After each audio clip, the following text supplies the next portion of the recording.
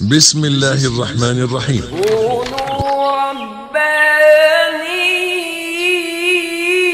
هنا المدرسة الربانية. قل هذه سبيلي كتلة قلوب تحكمها قيم. لترقوا بالمدارج آمنين إلى الفردوس حيث هناك نحن. السلام عليكم ورحمة الله وبركاته. أعوذ بالله من الشيطان الرجيم. بسم الله الرحمن الرحيم. إن الحمد لله أحمده تعالى وأستعينه وأستغفره، وأعوذ بالله تعالى من شرور أنفسنا ومن سيئات أعمالنا. وشايفه بيتكلم وبيتحرك، وفجأة بدأت عينيه تشخص. فكشفنا عنك غطاءك فبصرك اليوم حديد. وزي ما قلت لك قبل كده، إذا شاف الملائكة لن يتكلم، ختم على فمه. تعالوا نشوف المشهد بالتفصيل. سيدك النبي صلى عليه صلى الله عليه وسلم يقول: إذا كان العبد المؤمن، اللهم اجعلنا من المؤمنين، اللهم توفنا صالحين، اللهم اجعلنا من الراضين المرضيين يا رب العالمين. اللهم لا تتوفنا إلا وأنت راض عنا. اللهم اجعل من يحضرنا ملائكة الرحمة برحمتك يا أرحم الراحمين، آمين. إذا كان العبد المؤمن في انقطاع من الدنيا، قرب يموت، وإقبال على الآخرة، خلاص دخل في عالم الآخرة، نزل إليه ملائكة من السماء بيض الوجوه. تخيل بقى وانت نايم على السرير كده وشايف ملائكة. الرسول صلى الله عليه وسلم يقول ايه؟ كأن وجوههم الشمس. الله أكبر. معهم كفن من الجنة وحنوط من الجنة. كفن من الجنة، كفن حقيقي هيكفن فيه. حنوط يعني ريحة، يعني طيب من الجنة. كفن من الجنة وحنوط من الجنة حتى يجلسوا منه مد البصر. يقعدوا يملأوا الغرفة، وبعد الغرفة ما هي كشفنا عنك غطاءك، ما بقاش في حيطان، بقى شايف ملائكة وشايف ما وراء الحيطان. ده موضوع مختلف، حياة برزخية غير الدنيا. يعني زي كده، أنا عيني ما تجيبش اللي ورا الحيطة دي، لكن الميت عينه هتشوف اللي وراه. حياة، موضوع ما بقاش من أهل الدنيا، بقى من أهل الآخرة. فجلس منه الملائكة مد البصر، يعني على آخر ما يشوف بصره. ثم جاء ملك الموت عليه السلام حتى يجلس عند رأسه. يدخل ملك الموت يقعد جنب دماغه. وعلماؤنا يذكرون أن من أهوال الموت رؤية ملك الموت، النظر في وجه ملك الموت هول لوحده. تخيل بقى وانت نايم كده وفتح عينك شفت وش ملك الموت. يقول: أيتها النفس الطيبة اخرجي إلى مغفرة من الله ورضوان. فإذا خرجت روحه صلى عليه كل ملك في السماء والأرض، كل ملك بين السماء والأرض، وكل ملك في السماء، وفتحت له أبواب السماء، وخرجت منها أطيب ريح شمت قط. 3 حاجات. والروح بتخرج من الفم. وقال صلى الله عليه وسلم: إن الروح إذا خرجت تبعها البصر فأغمضوا الميت. ملك الموت قاعد عند رأسه، وبيقول اخرجي ايتها الروح الطيبة. الروح بتخرج من الرجلين، من الركب، من الفخذين، من البطن، من الصدر، وتنزل من الدماغ والذراعين، تجتمع في الفم. دول خارجة من فمه. لما تخرج من فمه يتبع عينه، بتبص على روحه وهي خارجة، فبيبص كده. عشان كده تلاقي الميت بيبص لفوق. اول ما تخرج الروح ملك الموت يمسكها في ايده، فان اخذها لم يدعوها في يده طرفة عين حتى يأخذوها فيجعلوها في ذلك الكفن. كفن المسلم يا ناس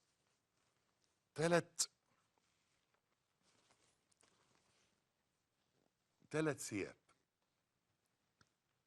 او بنسميهم 3 ادراج. ادي درج، 2، 3 يدرج فيها ادراجا. بنحطها كده، بنحط الكفن كده ال3 فوق بعض، ونضع الميت، ثم نطوي عليه الثوب الاول. 3 اثواب بيض سحولية.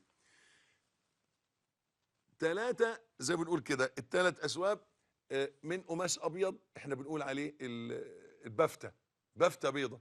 مش شرط بفتة، ممكن دمور، ممكن اي قماشة نظيفة طهرة.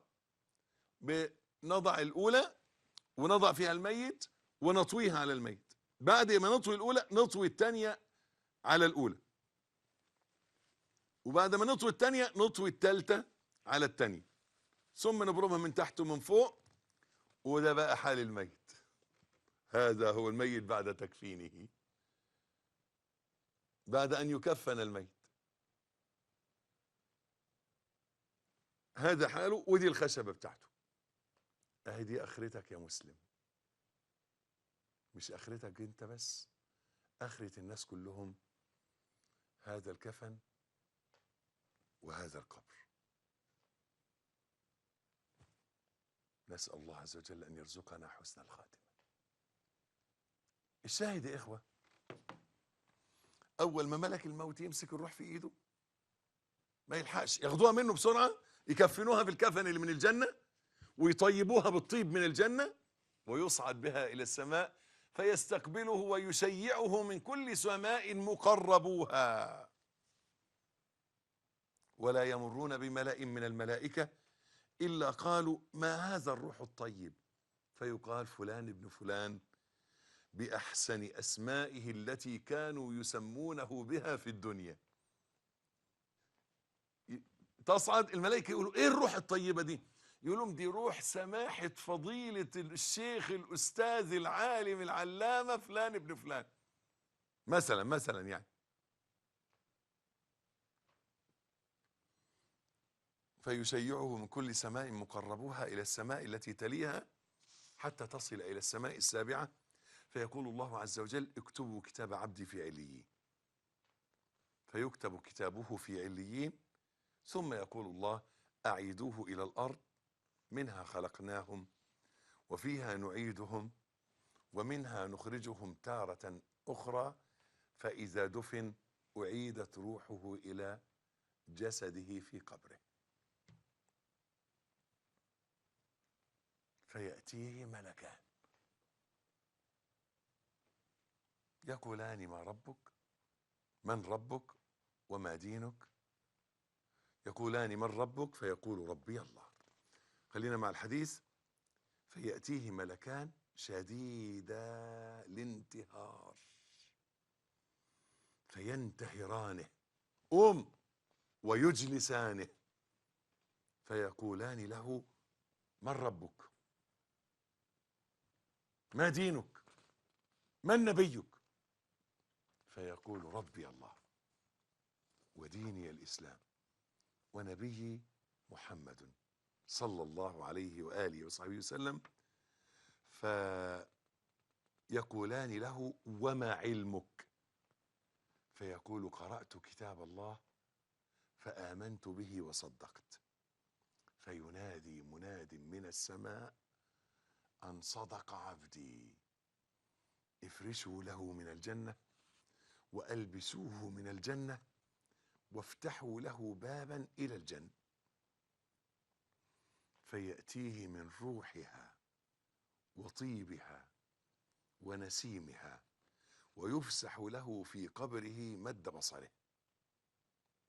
فإذا انصرف الملكان جاءه رجل حسن الوجه حسن الثياب طيب الريح فيقول أبشر بالذي يسرك، أبشر برضوان من الله وجنات فيها نعيم مقيم، هذا يومك الذي كنت توعد.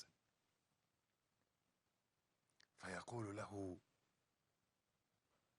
وأنت؟ يبشرك الله بالخير، من أنت؟ فوجهك الوجه الذي يجيء بالخير. فيقول أنا عملك الصالح معك إلى يوم القيامة، ما علمتك إلا كنت سريعا في طاعة الله بطيئا في معصية الله، فجزاك الله خيرا. إخوتي، أنا والله أحبكم في الله لأنك أطعت الله، فإذا رأى ما في الجنة قال رب عجل قيام الساعة، عايز أدخل الجنة. فيقال أسكن، فيفرش له من الجنة ويفسح له في قبره مد بصره.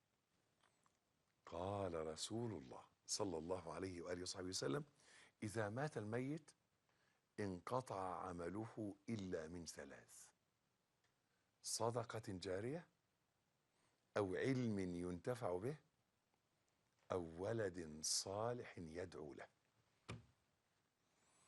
إذا مات الميت لا ينتفع إلا بثلاثة أشياء: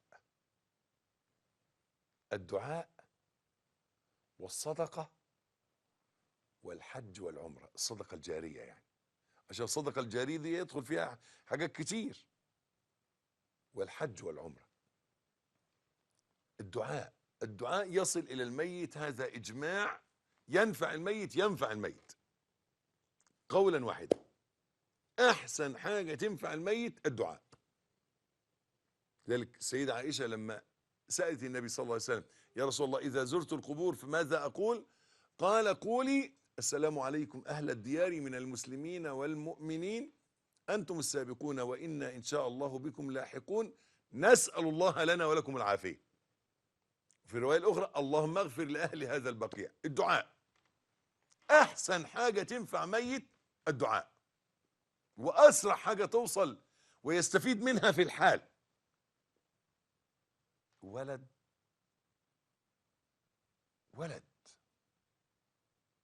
ولد صالح يدعو له. وشوف في اشتراط صالح، يعني الولد لو مش صالح ودعا لابوه لا يستجاب له. اللهم اصلح اولادنا بالامر، وقل رب ارحمهما كما ربياني صغيرا.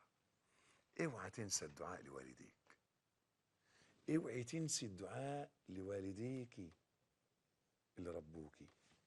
الدعاء 2: الصدقة ممكن 5 جنيه، جنيه واحد، ربع جنيه، 50 قرش، باريزة، شيلن، تديها الفقير وتقول يا رب ارحم ابويا. طب ممكن واحد يعمل صدقة جارية لحد مش قريبه، يعني انا ممكن اعمل صدقة جارية لشيخ الشيخ ابن باز عليه رحمة الله. والسلام عليكم ورحمة الله.